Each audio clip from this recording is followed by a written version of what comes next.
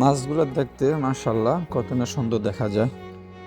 আসলেই গোল্ডেন ফিশগুলা মাছগুলো তখনই সুন্দর লাগে যখন এগুলা পরিষ্কার পানিতে রাখা হয়, তখনই রঙিন মাছগুলা সৌন্দর্য ফুটে ওঠে। আর এই সৌন্দর্য রাখার জন্য তার পিছনে অনেক পরিশ্রম করতে হয়। যেমন প্রতি সপ্তাহে পানিগুলো পরিষ্কার রাখতে হয়। পরিষ্কার রাখার জন্য এটার পিছনে অনেক শ্রম দিতে হয়। যেমন 4-5 জন লোক তো এটার পিছনে পরিশ্রম দিতে হয়। মাছগুলা যখন অ্যাকুরিয়ামটা যখন পরিষ্কার করে তখন মাছগুলো আলাদা একটা পাত্র রাখতে হয়, সেটাই আজকে করতেছে। তারপরে এটা ওয়াশ করবে, ওয়াশ করে নতুন পানি দেবে, তারপর আবার সেই মাছগুলা আবার এটার মধ্যে ছাড়বে। এভাবেই পরিষ্কার রাখতে হয়, তারপরে সৌন্দর্য উঠে। এটা হচ্ছে যে অ্যাকুরিয়াম, এটার নিচেই সবগুলা মাছ থাকে। আর এখন এটার মধ্যে আপাতত রাখছে যে ওই বড় অ্যাকুরিয়ামটা পরিষ্কার রাখার জন্য।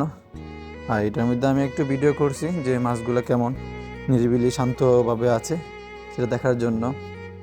আর রঙিন মাছগুলা দেখতে আমার কাছে খুবই ভালো লাগে। অবশ্যই খাওয়া যায় না, আমি কখনো খাইনি, আপনারা খাইছেন কিনা অবশ্যই কমেন্ট করে জানাবেন।